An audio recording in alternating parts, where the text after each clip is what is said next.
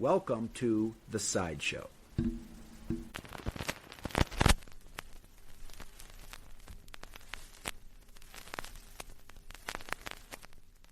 Welcome to another edition of The Sideshow.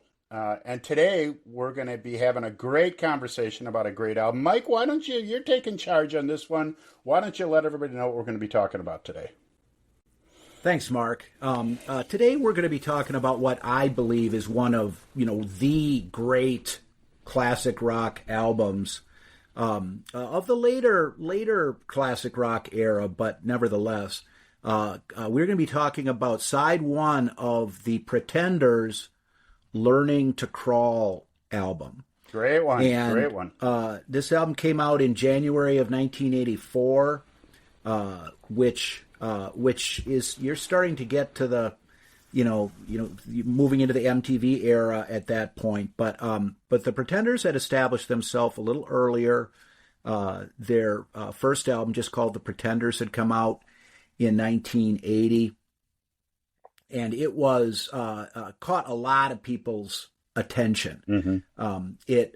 The song "Brass in Pocket" was a hit that kind of crossed a lot of genre lines. I mean, it was like a pop song on the radio. AM radio was playing it, but it also had a little bit of an edge, and AOR stations were playing it, and it was also had connection to the burgeoning new wave movement, for lack of a better way of putting it, that kind of came out of the punk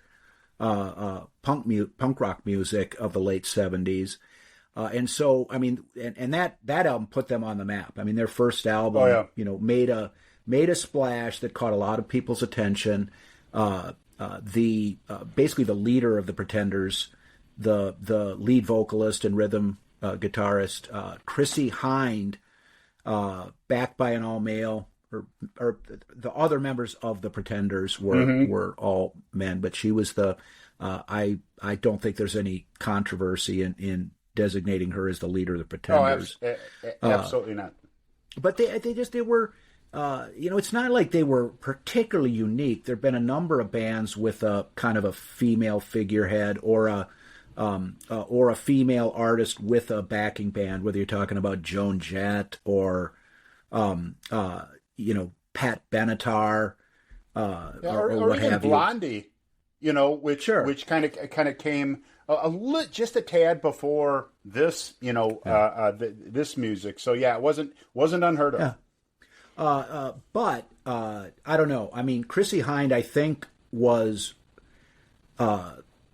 able to blend the aspects of a male rocker, a male band leader, with feminine qualities, and we're able to mingle those two things very effectively without forsaking the other. I mean, sort of like rock and roller, like the rock and roll equivalent of unisex almost. And that's a kind of a ham-fisted label. But in any event, I find Chrissie Hynde to be a very authentic, compelling, bred to the bone rocker, a rock and roller of the truest sort.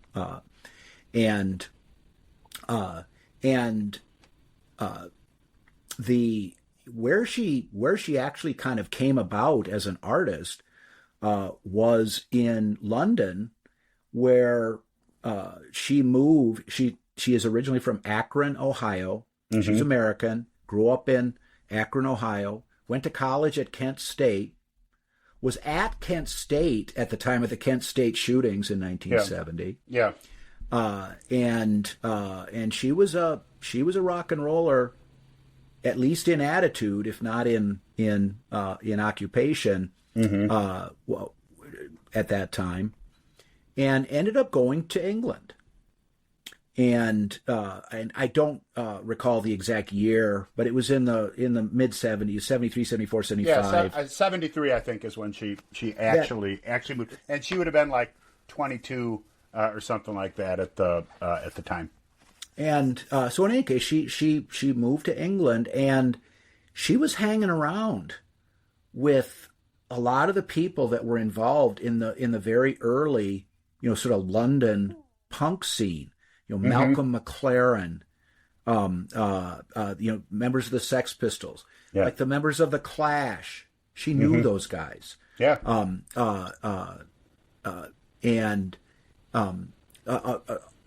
Urban legend is that she taught Sid Vicious how to play his instrument.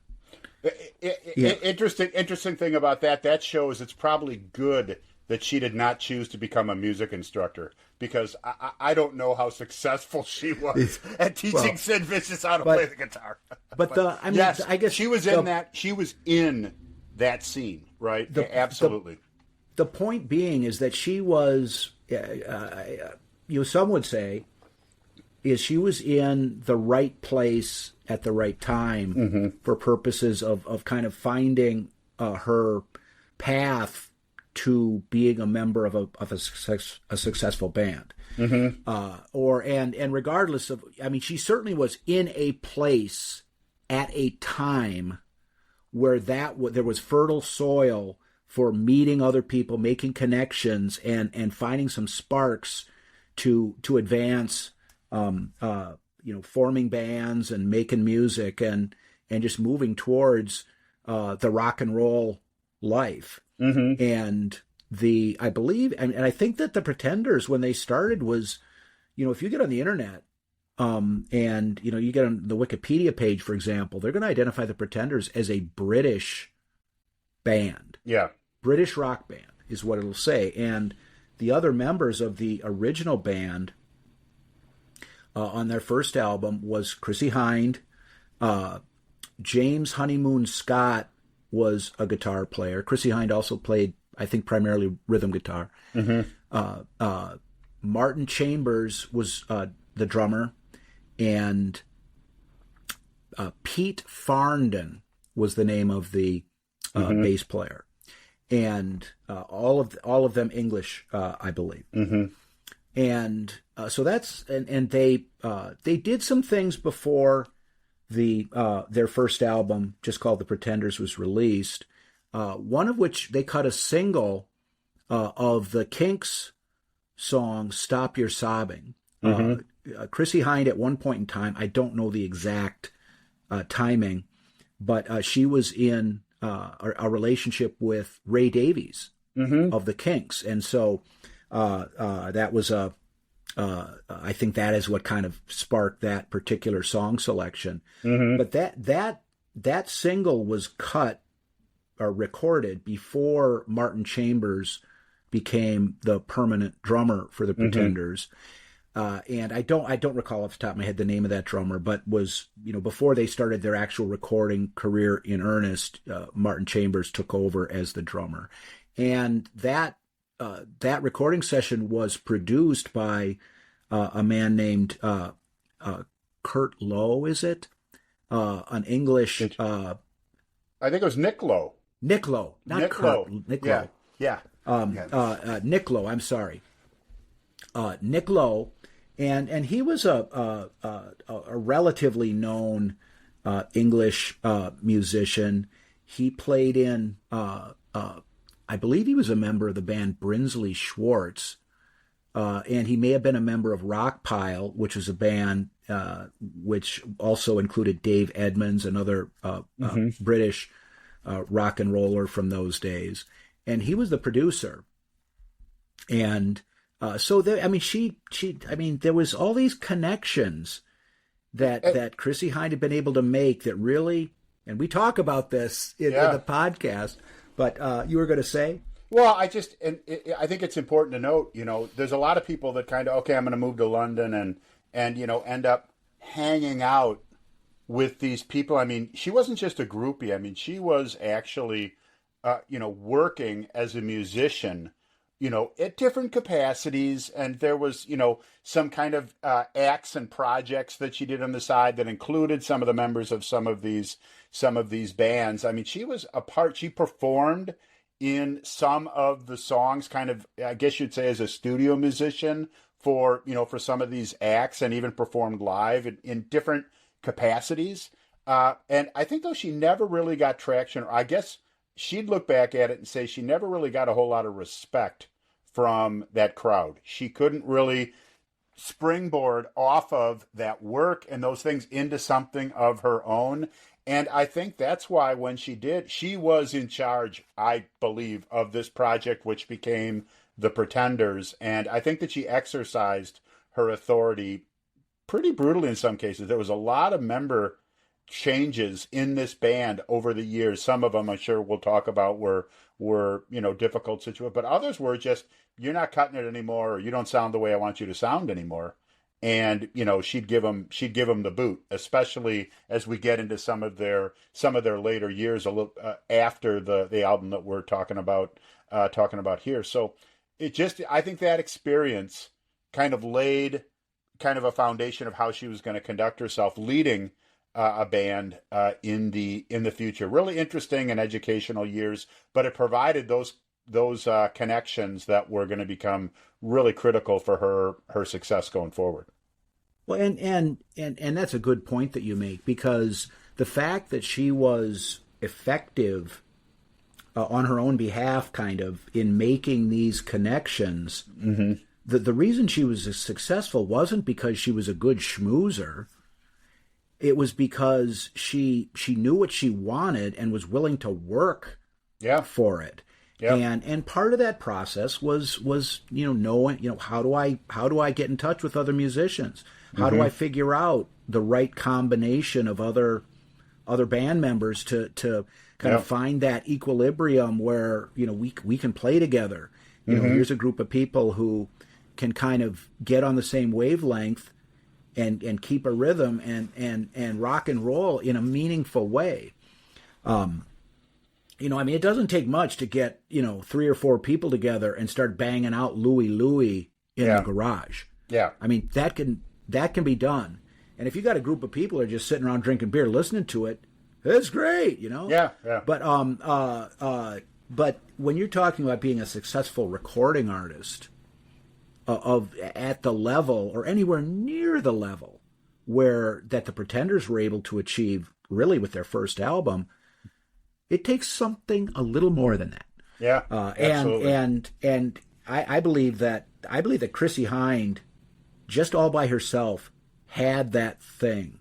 Mm-hmm. I think on the one hand, I think that Chrissie Hynde is one of the sexiest performers, female performers in all of rock. Mm-hmm. But she wasn't, she didn't show skin. She didn't. She could be kind of sexy, and she wasn't afraid of entendres and innuendos and whatnot. But she didn't flaunt herself. On the cover of the first album, their debut album, she's wearing a red leather jacket, and she has kind of a "don't fuck with me" look on her face on the cover of that album. And before we're done, in a little bit here, I've we can look at the cover of this album that we're going to be talking about. But she wasn't showing skin. That wasn't her thing. Yeah. And so she had the music in her, and she had rock and roll in her, and was able to turn it into something that, in my humble opinion, was a very potent rock and roll force. Yeah, I'd agree, and certainly had some early success. I mean, the Pretenders' debut album, I mean, it's on, it's on every single, top album list, and on the very top of, great debut album lists as far as the success, both critically and commercially, that the album had. She absolutely had, kind of the attitude and just the vocal presence, along with the ability to run and drive a band, the songwriting, and all the other stuff about the music business that we frequently talk about. So yeah, she absolutely had whatever that is. And not everybody that has it makes their way, into the public domain, but she definitely deserved it when she got there. Yeah. And and I mentioned she was able to combine sort of different elements into one whole. We talk about the first album. The big hit was "Brass in Pocket," mm-hmm. and in that song she sings "I'm Special." But in the context is that she wants her lover to know and acknowledge that, and to mm-hmm. give her his attention. Yeah. It's more of a plea. Whereas the opening track on the debut album, Precious, mm-hmm. and in that song, she's saying, yeah, I'm special. You better fucking believe it. And if not, fuck off. I mean, and that is literally what she says in that song. You know? You and I were talking one time about when we were sitting around with a book of rock lists, mm-hmm. and one of the lists in that book is Chrissie Hynde's advice to chick rockers. Okay. That's okay. So she, whenever that book was written, that's what she called them, chick rockers. Mm-hmm. Probably not the most politically correct, label these days, but be that as it may. But it was sort of like, look, don't, your job isn't to go out there and her words were, don't try to look fuckable. Mm-hmm. And said, you're in a rock and roll band. It's not fuck me. It's fuck you. And so that kind of sums up, we know where she's coming from. Yeah. And so Chrissie Hynde at Leader Pretenders. We've talked a fair amount about their debut album, which came out in 1980. It had the cover of Stop Your Sobbing, which had been recorded earlier before the permanent band had been formed, but was on that album. The rest of the material was recorded by the four permanent members of the band. There was Brass in Pocket and mm-hmm. Precious, which we've talked about, and a number of other songs. I mean, we don't need to go through those, but it was a very strong album. The follow up, which came in, I don't know if it came out in 1981 or 82. But it was just called Pretenders 2. Mm-hmm. And I believe it was like during the summer of 1981 that came out. And there were a number of what you'd call hits on that album. There was Talk of the Town, Message of Love, and there were some other songs that got some airplay. Those were the two most popular. Some mm-hmm. of those songs had been on like an EP, an extended play record, which came out, which was like a 33 and a half, full size record, but didn't have the same, wasn't as long. Mm-hmm. Wasn't as long, but it was an EP. But then they came out with Pretenders 2, and it was well received as far as it goes, but just didn't have the oomph mm-hmm. of the first album. And it's not like the Pretenders just sort of started to kind of fade into the background at that point, but it did not have the same, it did not have the same impact as the first album. So that's in 1981. At somewhere along the line after the release of their second album, which is, like I think I said, just called Pretenders 2, apparently the bass player, Pete Farndon, was experiencing some addiction issues, was using heroin, and it got to the point where the rest of the band, they kicked him out. Mm-hmm. And it's like 3 days later, 2 days, 3 days, just a few days later, the guitar player, James Honeymoon Scott, died of a drug overdose. Mm-hmm. So one member of the band has been kicked out within a week. Yeah. One member of the band is kicked out by the other members because the drug problems are too much of a problem to deal with, and another member dies of a drug overdose. Yeah. So that was a substantial blow to the whole situation, and Chrissie Hynde and Martin Chambers, the drummer who from the original Permanent lineup, were still together. But it was they had to pick up the pieces, figure out what they were going to do, and as time went by, they hooked up with some other musicians, including one of the former members of Rockpile, and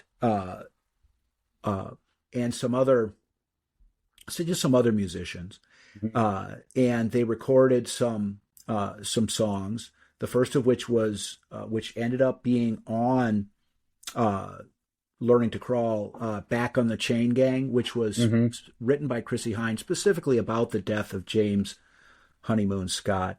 They also recorded My City Was Gone, which also appeared on Learning to Crawl, and so they were recording, but the album was still had yet to kind of come together.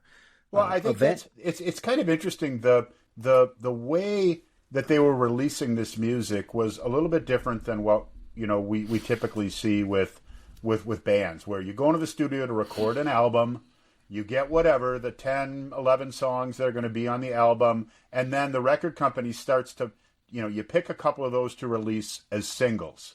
That some may or may not be come out before the album actually does, but the singles help drive this. Here, they were doing it the other way around. I mean, they were releasing these singles, Back in the Chain Gang, Middle of the Road. Yeah, Back in the Chain Gang was in July of 1982 when it was released. Middle of the Road was November 1983 when it was produced. And the album, Learn to Crawl, didn't come out till January 1984. So it was almost like backwards, where as they were recording stuff, they were releasing them as singles, and then ultimately they had enough material to put into the album. So it's a little bit different kind of story than a lot of the albums that we talk about here, just in the way that they were being produced. And then finally from that, because of that time frame, you've actually got different musicians that are playing on a lot of these songs, as opposed to what the band was actually composed of when they released the album, ultimately in 1984. So just a little bit of a kind of a change up from what we sometimes hear about in album production. Yeah. But eventually a more kind of, the Pretenders, not the Pretenders 2, but Pretenders Mach 2 was formed. And in addition to Chrissie Hynde and Martin Chambers, there was Billy Bremner, who I believe was the musician, the guitarist, who had played with or actually I take that, I'm wrong.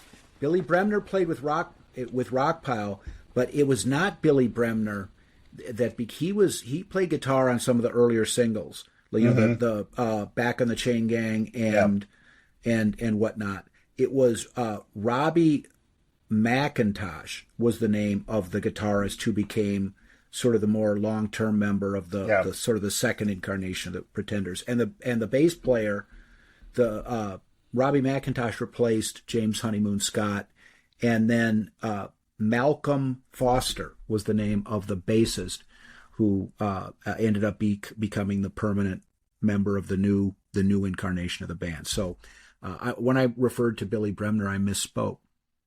In any event, we've got the band together. And, the rest of the material, there's 10 songs altogether on Learning to Crawl, 5 songs on each of the 2 sides. And we're going to be talking about side 1. Before we do that, though, I do have a copy of the album. We can take a look at it here. It's It's a simple cover. It just shows the four members of the band are standing there together. You know, it has the name of the band, the title of the album, and then on the back, it's kind of a cool picture. It shows Chrissie Hynde. It doesn't show her face, but that's her and her guitar. Very simple, straightforward. Has the titles of the songs. No monkey business. Just shows the band. And and you look at that picture of Chrissie Hynde. Before I put that down, you look at her sitting there. You know, she's just to the just beyond the S on the knee. Yeah. And she's not flaunting her womanly charms. Mm-hmm. She's kind of given that Chrissie Hynde look, like, hey, I can be I can be friendly just like anybody else, but keep your distance, Yeah.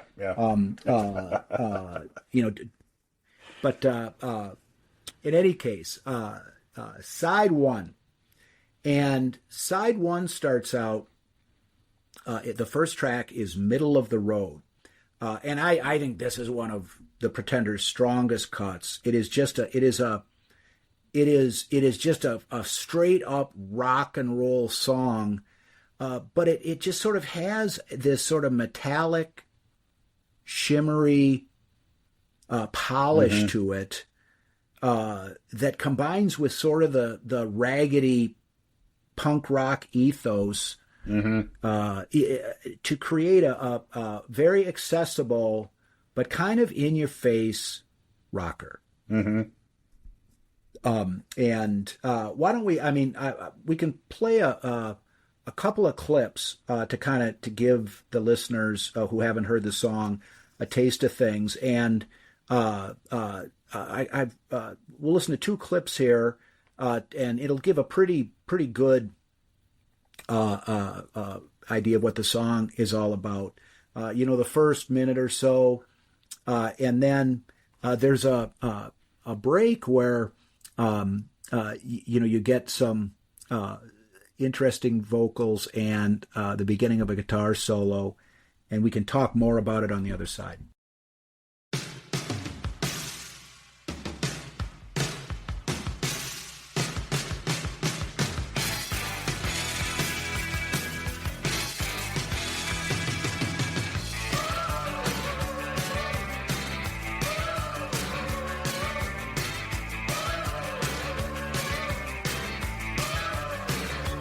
Middle of the road, he's trying to find me.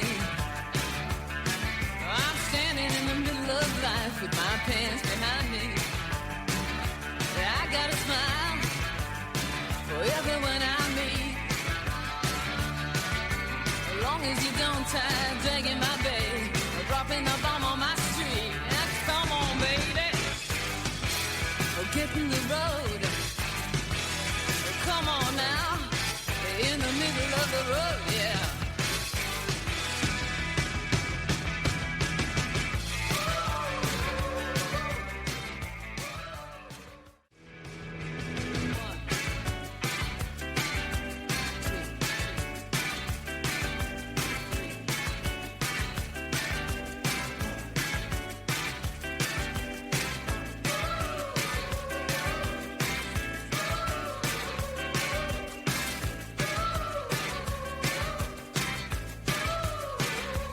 Middle of the road is no private cul-de-sac.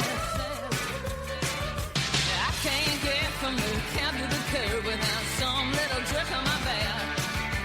Don't harass me, can't you tell I'm going home? I'm tired as hell. I'm not the cat I used to be. I got a kid, I'm 33, baby. Get in the road. Come on now. In the middle of the road, yeah.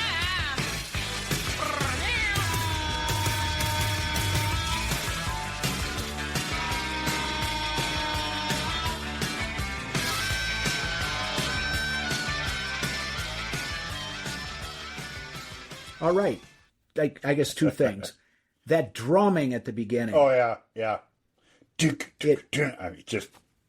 And then the guitar comes in, and I mean, and they are off the blocks and running. And then you know, I mean, everyone heard it.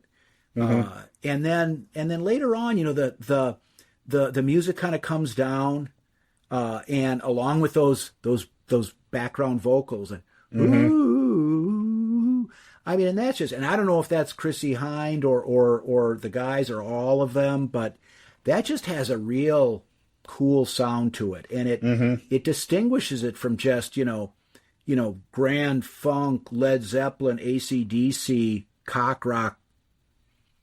In my opinion, it just takes it totally out of that kind of realm, but you just hear the music kind of slows down, but then going back into the verse, you know, the middle of the road, and you know gets back to that chorus, and then when she before she does the harmonica solo, where she does that,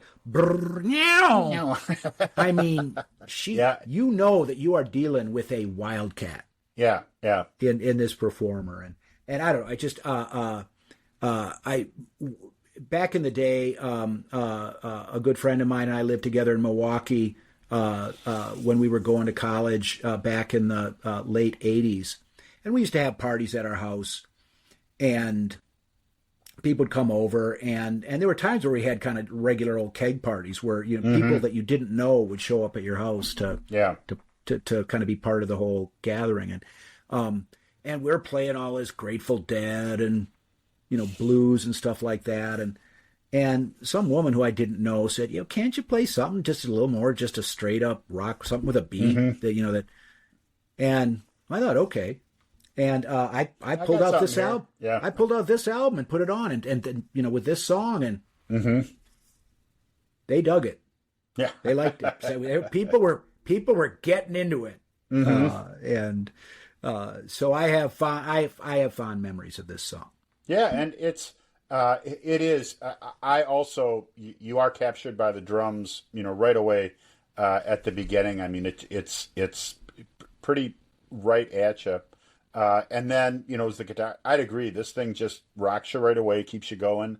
Kind of interesting if you listen to to the song. This is someone who is now 30 or in their 30s, as opposed to, you know, kind of a younger rocker, kind of seeing the world a little bit and that kind of thing. It's, you know, she has said herself, a lot of times when you think about like the middle of the road, it's kind of, you know, get up on the road and fight, you know, kind of, and this sounds like, you know, it's combative or whatever, the music. But on this, I can also see in here, you've got this notion of more of the middle path, kind of a, you know, a mindfulness type thing, of balance that is necessary in life. And you can kind of hear that too, regardless of how fast moving that this song goes. And I mean, I agree with you. When she kind of tees off that harmonica solo, I don't know if that was just improvisational. It sounds like it just burst out. She was kind of trying to just make some type of, you know, utterance or whatever that would kind of get her off of those lyrics. Whether it was planned, spontaneous or not, it's perfect for that transition into the what is also a very driving harmonica solo as well. Well, and you know, I described her as like a wildcat in kind of, you know, doing that little transition before the harmonica solo. But some of the things that you're saying, I think, is really kind of the thematic backdrop of this album. Is sort of, look, you know, I mean, the circumstances have taken this, I mean, punk rocker, for lack of a better way of describing her, rock and roller, and now she's in the middle of the road, and she's in the middle of life. I'm standing in the middle of the middle of life with my plans behind me. And so kind of that, you know, it's how do you maintain authenticity as a rock and roller when you have kind of matured. You know, I mean, and the line that you just quoted is to me the most profound, thing within there. Your plans are behind you. And you've heard the poem about, when I was a child, I did childish things, but as you grow up, you put those childish things behind you. At what point in your life do you have to put your plans behind you, right? Your dreams from when you were younger. At some point, I've got to put those aside now too. And so that whole, here I stand with my plans behind me. It's a bummer to think about for too much time. Well, and I was a little sloppy in reciting those initial lyrics, because the first line of the song is the middle of the road is trying to find me. Mm-hmm. I'm standing in the middle of life with my plans behind me. Yeah, so yeah. she's not so much saying, well, now I'm in the middle of the road, what am I going to do? Mm-hmm. I think she's sort of just saying that the forward movement of life is I'm sort of being drawn to the middle of the road, and it's kind of a how do I deal with that? And she, now come on, baby, get in the road. Oh, come on now, in the middle of the road, yeah. It's so, I mean, it's and some of the lyrics on this on this album are not necessarily, I mean, and one of the reasons why they're great lyrics is because they're not necessarily susceptible to simplistic interpretation. And there's enough art, I hesitate to say poetry because I don't think that's the right word, but there's just they're artful lyrics that are obviously expressing concerns and suggesting that, look, life is pressing on, and you're either gonna hang on or fall off, and because it ain't always going to be a smooth ride. And certainly a theme that we're going to be touching on again as we move through this side. Yeah. And so in any case, I mean, I think it's an incredibly strong opener. Absolutely. There was an official music video for, like, an MTV type music video when this song first came out. And, the beginning of the video, there's some other band playing on a stage in like a music club. And they finish, and then an MC comes out and this and that, the Pretenders. And then and so that's a band on stage in a club, they're playing. And, then at the end of the song, like, some bobbies come in, like some English police officers, and they're breaking up the crowd. And, there's this beating raucous up the guitar wrong guy. going on, that kind of thing. And it's cool. I mean, and it's they used to, like, at the Skyline Bar in Appleton back in the mid '80s, before I moved down to Milwaukee, when this song was current, and they played MTV videos. And people danced. It was a dance place. Yeah. And the music that they played almost always had its MTV video playing on the screen as the song was playing and people were dancing. And this was back in those days, younger days, when I would actually go out onto a dance floor and dance to fast rock and roll songs. I was always out there for this one. Yeah. Oh yeah. So and you can still find that on YouTube easily, which is worth checking out. But in any case, in my opinion, a very strong opener. Absolutely.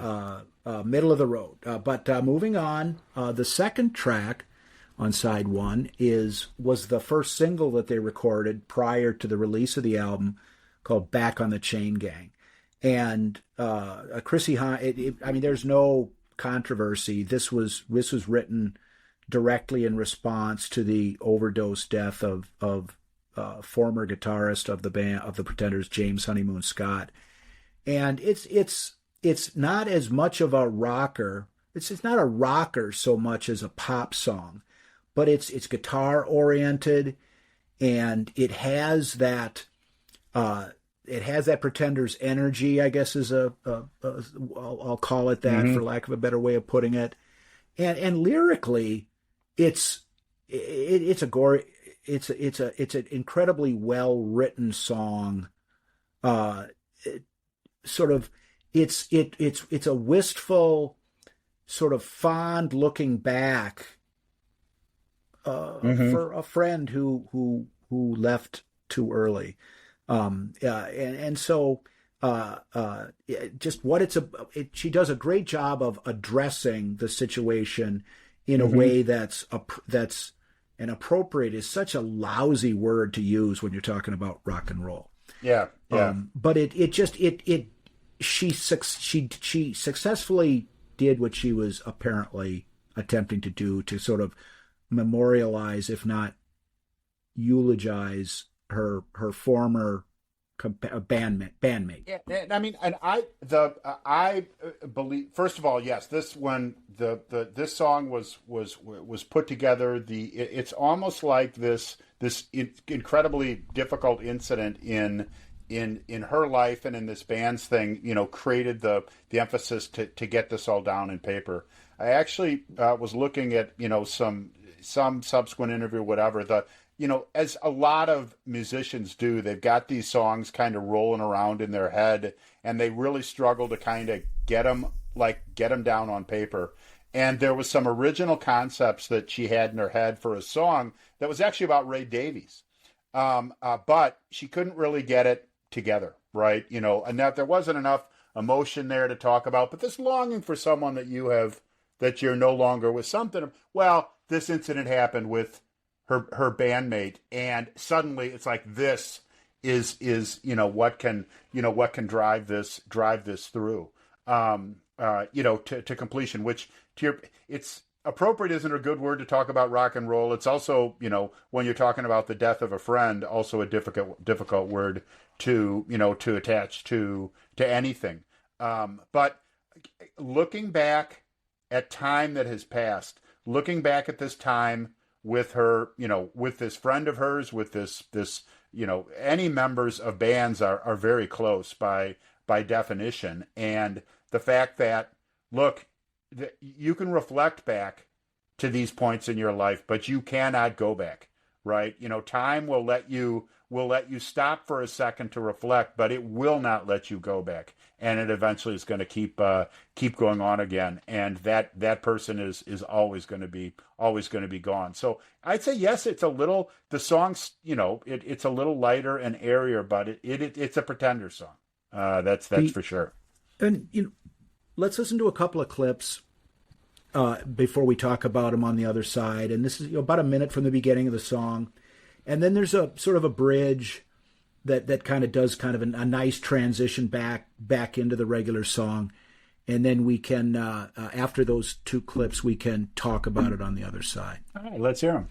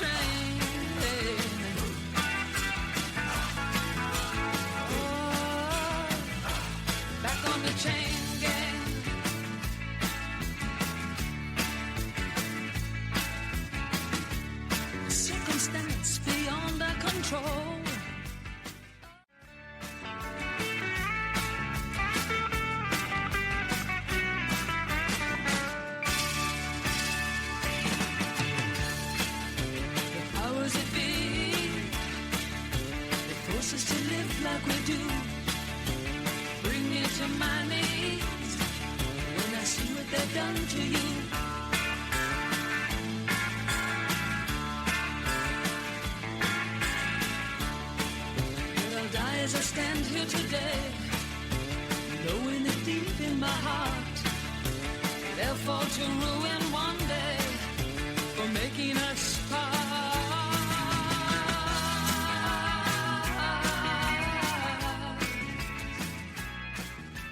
So there you have it. And I mean, the beginning lyrics, the first verse I think is just great.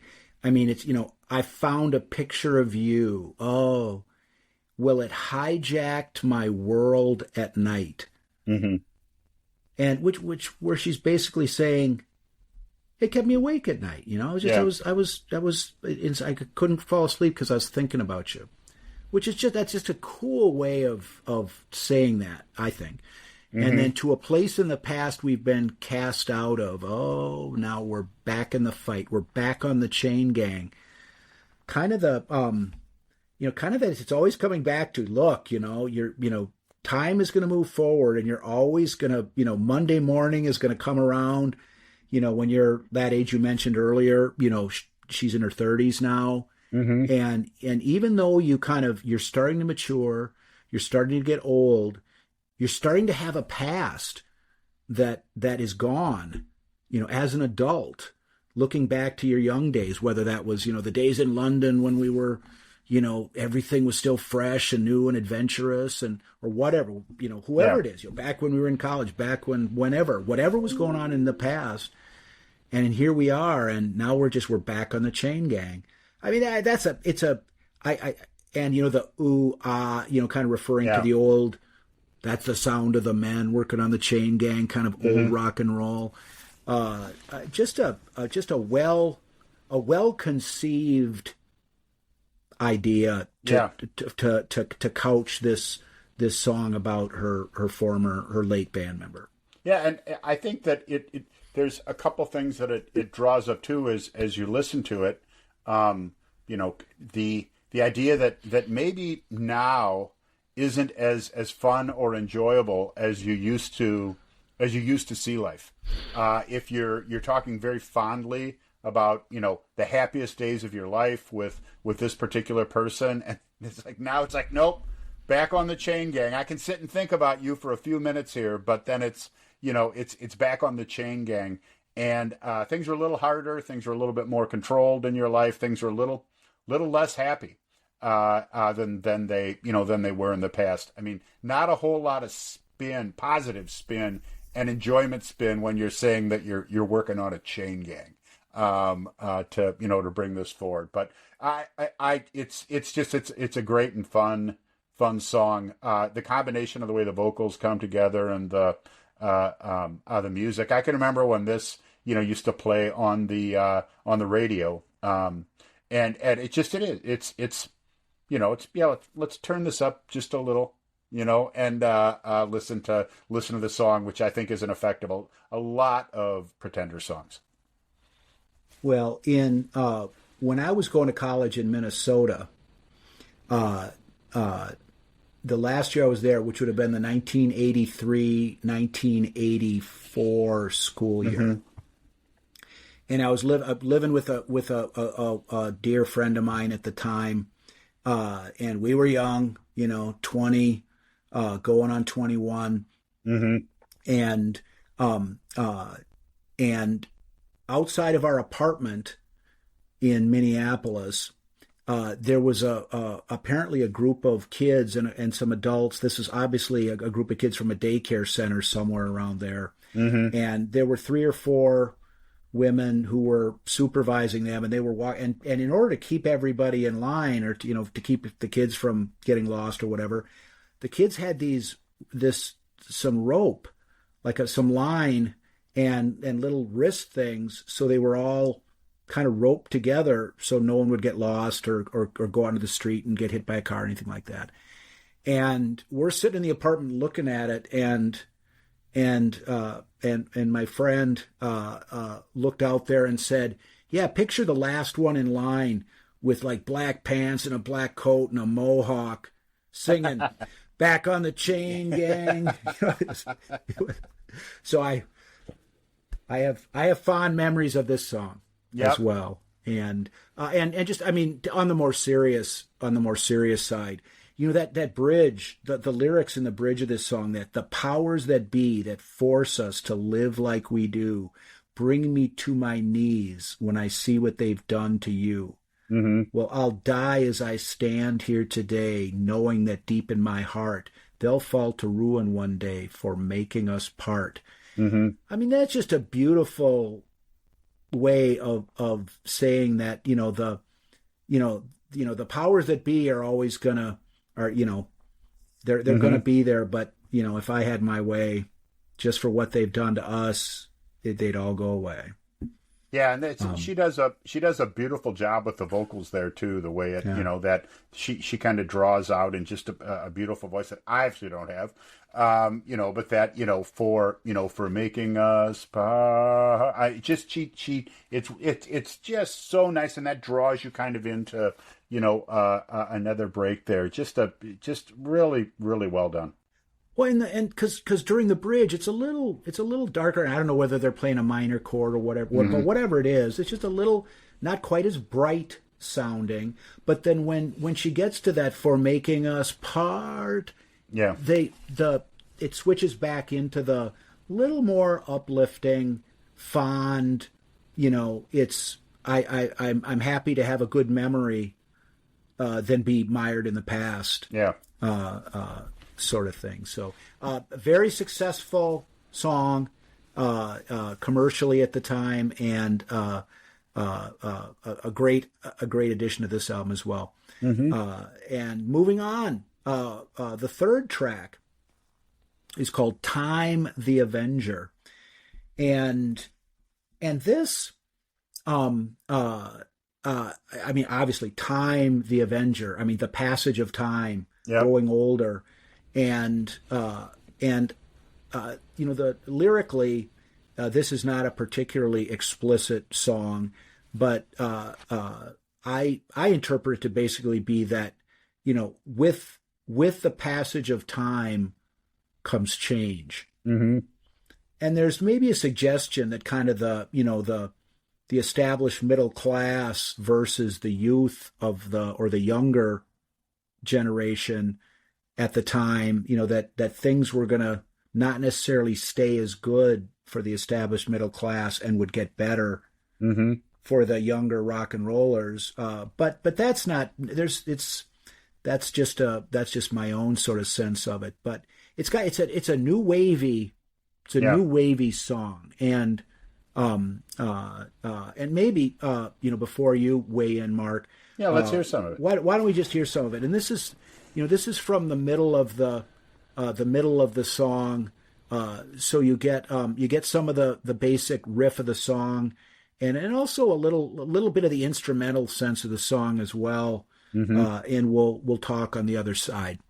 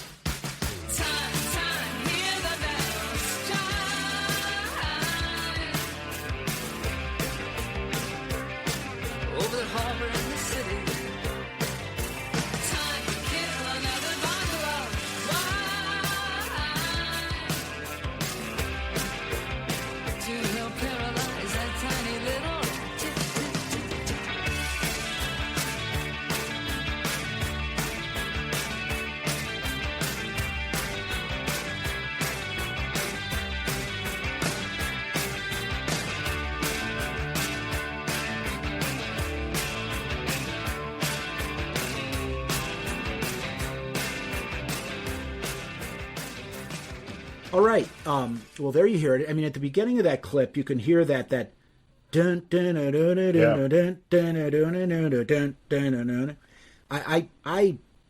the new wavy is the kind of the description that conjured in my mind. And it's got that sort of new wavy energy, that solid drum sound that we've talked about earlier, and just that metallic sheen on the guitars. They're definitely electric guitars, but we're not, there's no heavy, distorted. It's more high energy, but it does have that what I call a metallic sheen, that is new wavy. And it's a great effect too. That din din din. Okay, that's like there's an urgency, and it almost sounds. It's not. It's the effect, but it almost sounds like the tempo is ticking up as it continues. It's like, din, din, it's just it's the effect, but like time is moving, and it's moving faster than it was just a little bit ago, and now it's moving faster than it's got a sense like things are speeding up. There's an absolute urgency to the sound. It's a great effect that adds a certain amount of tension to this song, along with just your rock and roll that's coming right in front of you. Well, and I mentioned before the clip, that this song to me, was talking about that the passage of time brings change. But another aspect of the song, and arguably a more faithful interpretation of the lyrics, that time, kill another bottle of wine to help paralyze that little tick, tick, tick. Yeah. It's just talking about, regardless of the passage of time, you've got the daily press of time. Yeah. And, the lyrics talk about, someone who's got a job and, has to take the train, and, your briefcase and your aftershave and your underwear, you can hear the whistle blow, time the Avenger.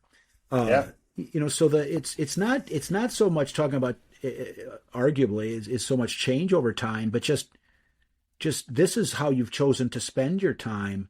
And, you need a bottle of wine just to put a stop to it. Yeah. Oh yeah. Well, I see a lot in this song. We had a pretty lengthy conversation in a couple episodes a while ago about the album Dark Side of the Moon, which there's a big focus of that is just life as it's being lived by everybody drives you crazy.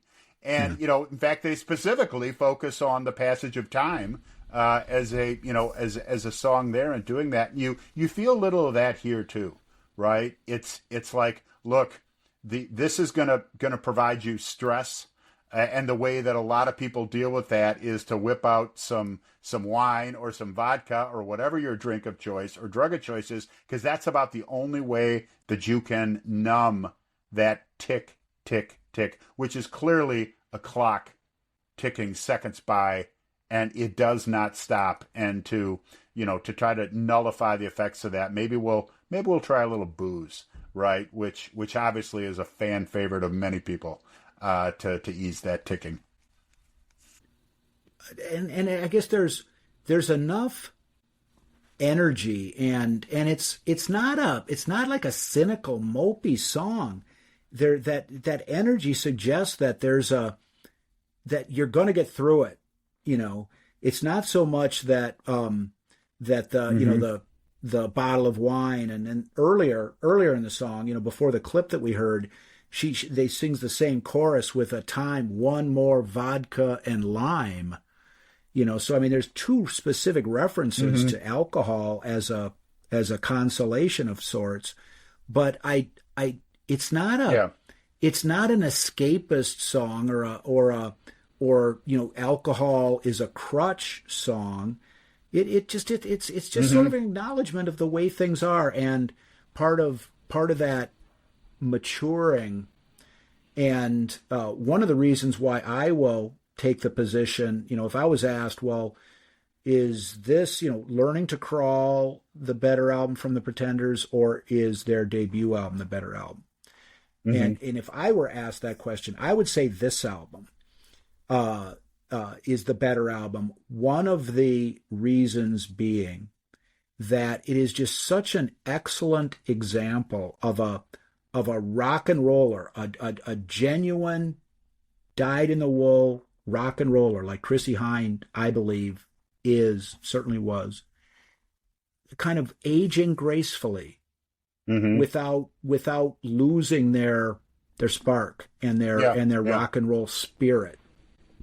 And talking about the passage of time in this way, I think she achieves that on this album as a whole and on this song as well.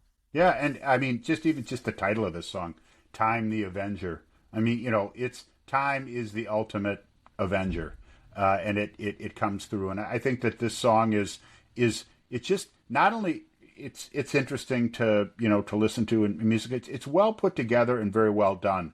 And I think that throughout this, that's been the case with a lot of these songs. I think it's important to point out, we talked about the importance of relationships and the team you come out with. I mean, this album was produced by Chris Thomas, this is a guy that worked with the Beatles. He worked with Pink Floyd. He worked with Roxy Music, Procol Harum, Paul McCartney, Elton John. This was not a slouch, and actually had been working with the Pretenders since their debut album. And we've talked about it a lot on this show. You've got a good songwriter, you've got a good musician who's got talent and drive. A good producer also helps to get those ideas into our ears, and I think was certainly successful here. And this song's just another example. It's got a great feel as you're listening to it. So, I mean, continuing, I think this track is strong. Mm-hmm. I mean, I think that Middle of the Road and Back on the Chain Gang are better songs overall, but that's relative. Mm-hmm. I mean, this is a very solid, well written, straightforward, lyrically sophisticated song that maintains the standard that I think is on the whole side. Yeah, absolutely. And speaking of the next song is a fun one, and it's called "Watching the Clothes," as in watching the clothes go round in the washing machine. Mm-hmm. And this is a very, in my opinion, very punkish song, and my understanding is that this song was written like before their debut album came out. So it's this song is writing from a young person's perspective, more so than the maturing rocker that we've referenced so far in our discussion. But it also kind of sums up what life is like for women who are in their 30s. Mm-hmm. And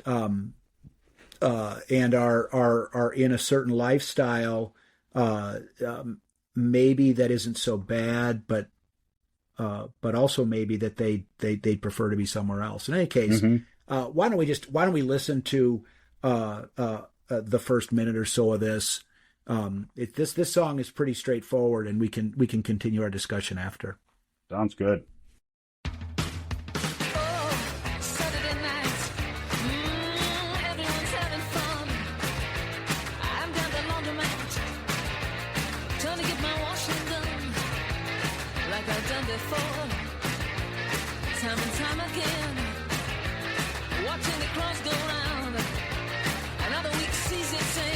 Watching the clothes go round, watching the clothes go round. Oh, I've been working hard, trying to make some money. Would you like sour cream on your potato, honey? I've been kissing ass, trying to keep it clean.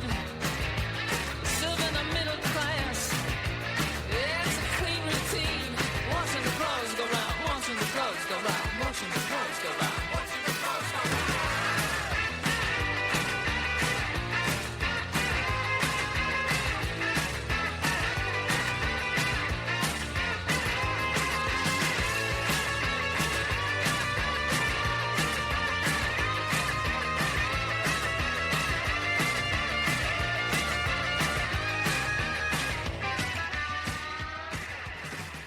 All right, well, there you go. It's a woman who's home on Saturday night. Everyone's having fun. I'm down at the laundromat trying to get my washing done, watching the clothes go round. And I mean, she's wishing she were someplace else. Well, and I would have to say, I mean, this album came out 1984. I was in Germany in the service at the time. I can remember actually buying this album. I was a fan of the certainly the first album and the other songs. I was excited about this album coming out. I can remember bringing this home and taking the cellophane, plastic off of it and playing it and hearing this. And I mean, I was not a young girl in her 30s at the time, but, anybody that doesn't get PTSD from this song never spent a lot of time having to be in a laundromat. And, I mean, when I divide my life in the service up, there are big slices of the pie. One of them would be when we were on military operations in the field. One of them would be when, as part of my job, I had to travel a lot internationally in Europe, and I would do that.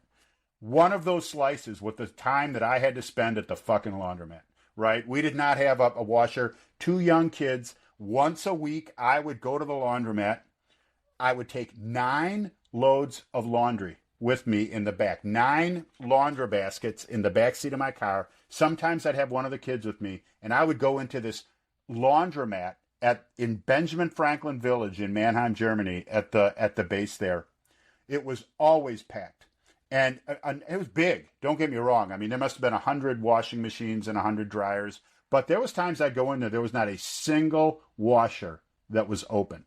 And I had these 9 loads of laundry that had to get done. And I was there, until it got done.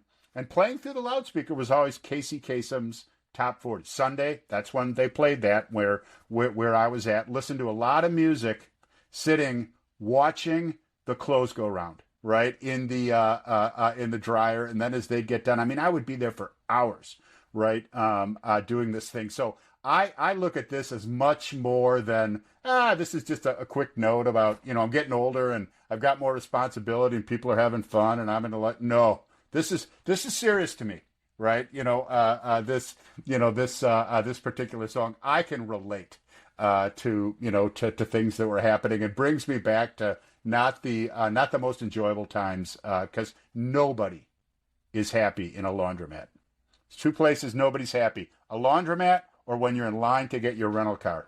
2 places nobody smiles in those things. So anyway, a little side note there, but I enjoy this song because I can relate. Well, and my wife and I, after we were married, when we were, living here in town, but before we purchased our home, that was about a year. And I'm working as a lawyer. Beth is working as a school teacher, so we did not have children at that time. So we're talking about double income, no kids. But the place we were living in at the time was a rental place. Didn't have a washer and dryer. Either, and it was a flat. It wasn't a apartment building, so there was no laundry room, and so we had, we or I or she would have to throw and we didn't have 9 loads because we were just the 2 of us, but and you're there, and they didn't, you can't drink beer in the laundromat, and so a public laundromat, it's frowned upon. So I didn't do it. But what else are you going to do but watch the clothes go around? That's a Laundromat the Avenger is what that is. But I mean, okay, but listen, and another very similar to what you said is the second verse. I've been working hard trying to make some money. Yeah. Would you like sour cream on your potato honey? I've been kissing ass, trying to keep it clean, serving the middle class. Yeah, it's a clean routine. So in addition to having to, just to do her own laundry instead of being out having a good time on Saturday night, otherwise she's working as a waitress in some restaurant with probably with guys pinching her ass and putting up with that kind of nonsense. And for anyone who's never had to work serving people in a restaurant or a bar, now I have. I mean, when for a few years in the mid '80s, I worked full time as a bartender in the city of Milwaukee. And while my experience doing that as a male bartender is different than the kind of experiences that a woman working as a waitress, as a server in a restaurant, going around table to table, schmoozing for tips and whatnot, would have to put up with. But you understand that, I've been working hard trying to make some money, hustling for my tips. And if anyone's ever had to do that in their life, they understand what Chrissy is singing about in this song. Yeah. Yep. Yeah. It's on first glance, it's really not a very serious or deep song on first glance, but it's fun. It's a little ruckus as you're going through it. And, again, especially when you can look back on those times as opposed to having to be doing it, it's a relatable feeling what she's getting at here. It's a fun song. I mean, it's really, and while it goes to a serious thing, look, this is life. You gotta do your laundry. You gotta work to generate money. You got to do what you got to do to move forward, and it's not all fun and games, but you can still have fun in life. This is kind of a raucous, joyous punk rocker almost. The guitar at the end and stuff. They're rocking out. Yep. And so it does. It's not as artful. Or just the subject that she's getting at isn't as profound as the getting to a mature point in your relatively young adult life, getting into your early 30s and stuff like that. She was like 33 when this album, some of these songs were written. But I don't know. I think it's fun. If you can't tap your foot and have at least a little bit of a smile on your face, listen to this song, you've got to lighten up. Exactly. Get with the program. Join the fun. Life's too short. Yeah. All right. Which brings us to track number 5, which is the final song on side 1 of Learning to Crawl. And it's a good song. Very uplifting song, in my opinion, and it is called "Show Me."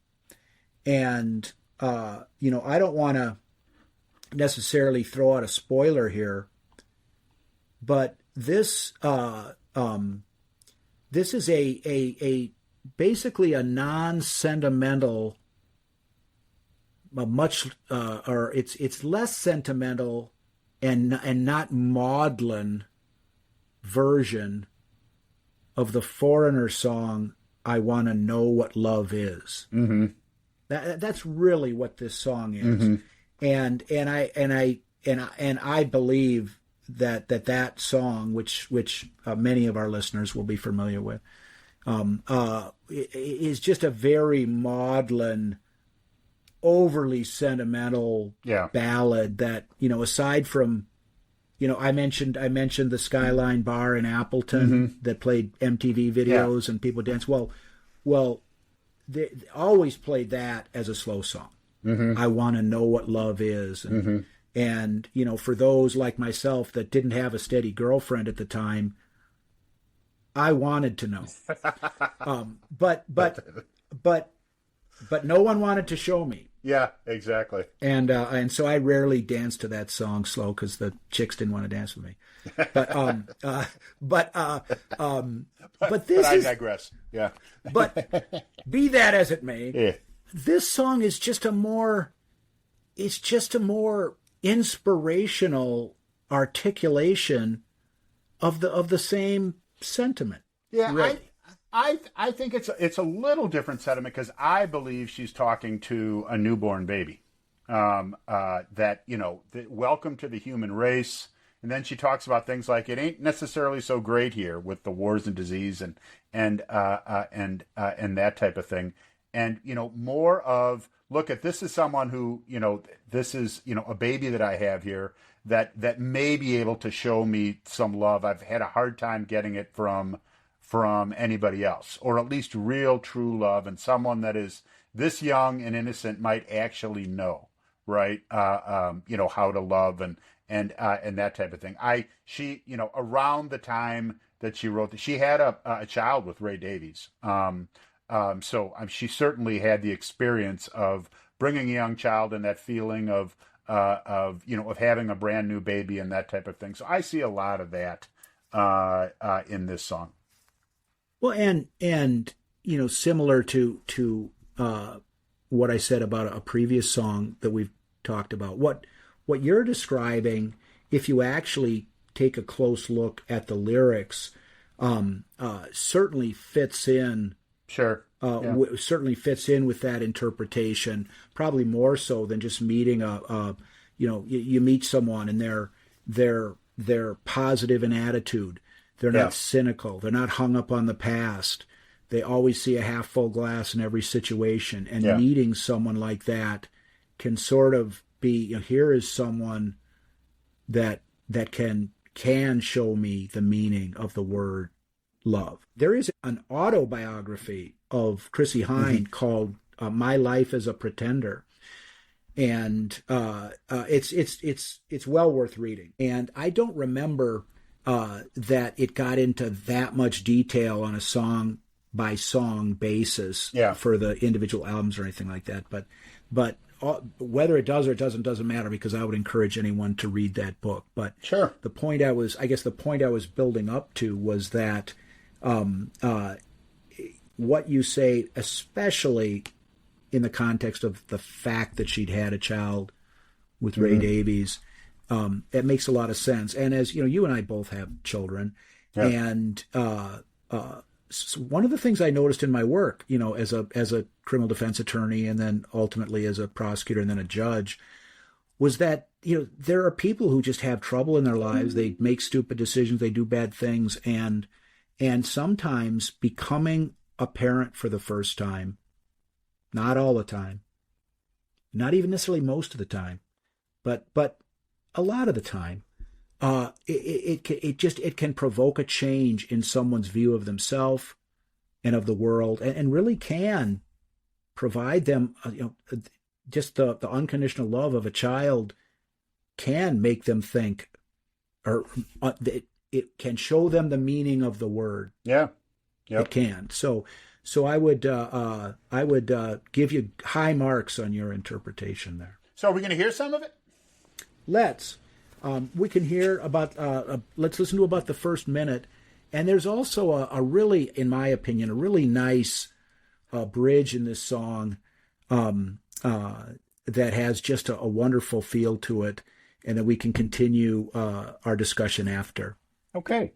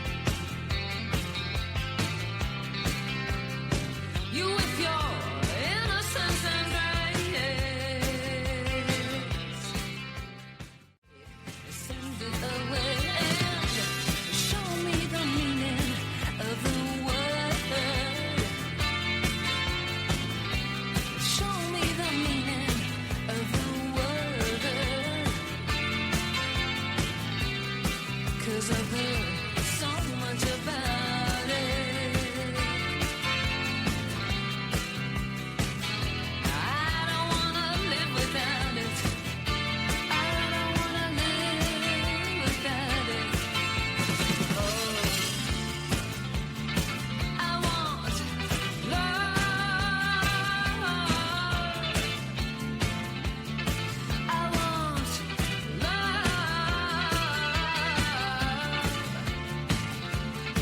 I want love.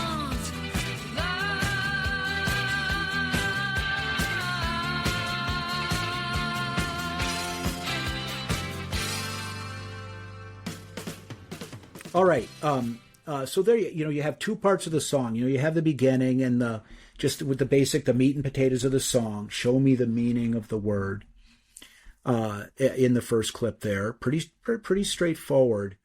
But then in the second part of the clip, you heard, the what I call the bridge of the song. Mm-hmm. You just get this rhythm, and it's like you can picture Chrissie Hynde like riding on a horse through the or through a field with wind blowing in her hair, or kind of driving down an easy curving road in a convertible with the wind in your hair. It's just it's a sort of a being set free and sort of awash in the good things of being a person alive walking the face of this planet. It just has a nice feel. Yeah, that sort of what the feeling that they're looking for. Mm-hmm.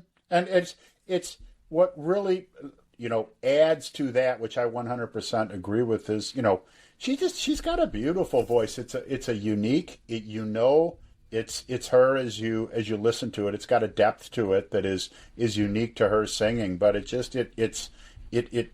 a beautiful voice to listen to. And even on the songs when she's, driving hard, you could tell she's angry or whatever. The voice is just an important part of the song.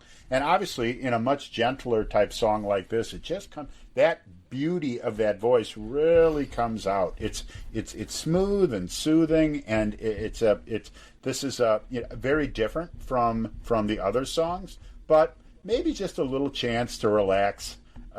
Before the end of the song, after a number of pretty driving tunes, is a good way to go.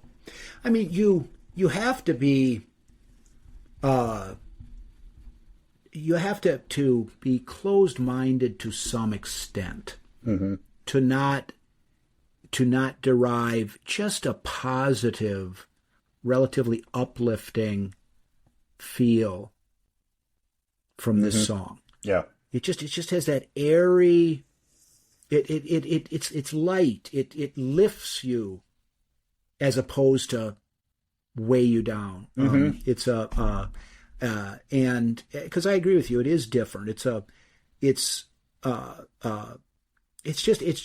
fresh. It's just a smiley, sunny, bright, light, uplifting. Yeah. Butterflies and birds, not not hornets. dogs, not dogs and yellow jackets and wildcats, and I think really does a nice job of bringing this side down for a landing. I'd agree, especially you take a look at all those songs. I mean, the two very strong, just great songs, to start the album out, just kind of an interesting twist, same kind of tempo and thing with Time the Adventure, still a very clear Pretender song, but just a little bit of a change of pace. We kind of get something a little offbeat with Watching the Close, and then to end with this again, to bring it in for a landing. I mean, just a great side of music off of a great album. Yeah. And this is one of those albums that you're going to occasionally see in the 500 greatest albums of all time, and 1,000 recordings to listen to before you die, those kind of things. this is the sort of album that pops up on those kind of lists, and in my opinion, that is totally deserved. And in my opinion, this album is the high point of the Pretenders' output, and certainly the best songwriting that Chrissie Hynde ever did, in my opinion.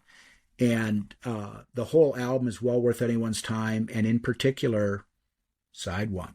Side one. Well, great side, great album, and great conversation, Mike. All right, Mark. We will talk to you next time.